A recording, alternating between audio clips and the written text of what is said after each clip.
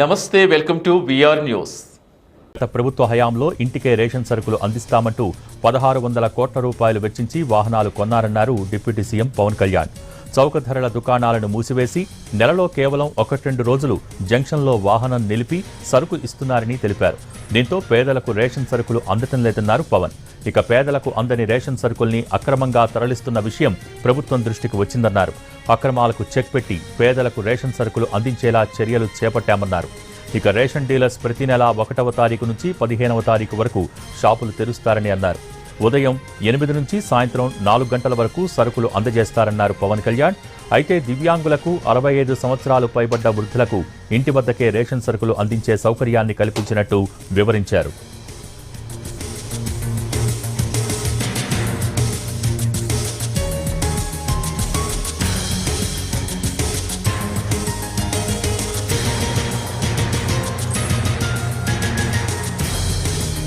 ఎదుర్కొంటున్న కష్టాన్ని వివరించారు.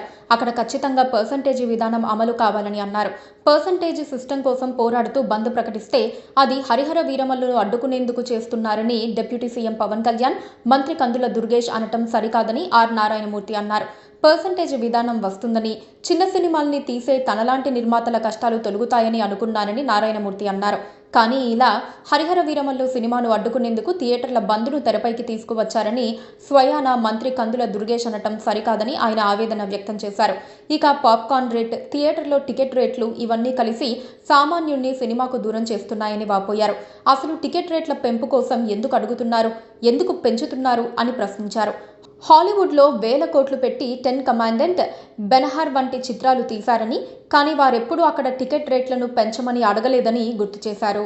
మొగలే ఆజం, షోలే వంటి చిత్రాల్ని ఎన్నో ఏళ్లు కష్టపడి తీశారని, అయినా కూడా ఎక్కడా టికెట్ రేట్లను పెంచలేదని అన్నారు.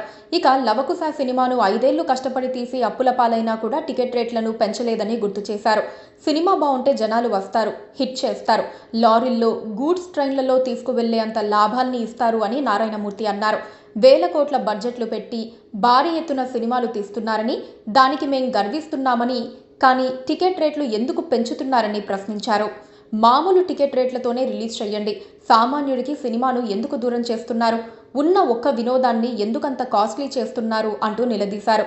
బంద్ అనేది ప్రజాస్వామ్యంలో బ్రహ్మాస్త్రమని అన్నారు. బంద్ ప్రకటించే హక్కు అందరికీ ఉంటుందని అన్నారు. అయితే 3 వారాల ముందు ఫిల్మ్ ఛాంబర్కి తెలియపరచాలని అన్నారు. జూన్ 1న బంద్ ప్రకటిస్తే 3 వారాల ముందు చెప్పలేదు కాబట్టి అది వర్తించదు. అయినా ఇది హరిహర వీరమల్లుకి ఎలా వర్తిస్తుంది? పవన్ కళ్యాణ్ కష్టపడి డిప్యూటీ సీఎం అయ్యారంటే ఎంతో గర్విస్తాను. డిప్యూటీ సీఎంగా ఉండి హరిహర వీరమల్లు టాపిక్ ఎత్తకుండా ఉండాల్సిందే. అలా చేసి ఉంటే మిమ్మల్ని చూసి మరెంతో గర్వించేవాణ్ణి. చిన్న నిర్మాతలు ఎన్నో కష్టాల్ని ఎదుర్కొంటున్నారు. సింగిల్ స్క్రీన్ థియేటర్లు మూసే పరిస్థితికి వచ్చింది అంటూ ఆర్ నారాయణమూర్తి ఆవేదన వ్యక్తం చేశారు. VR news updates. Keep watching VR news.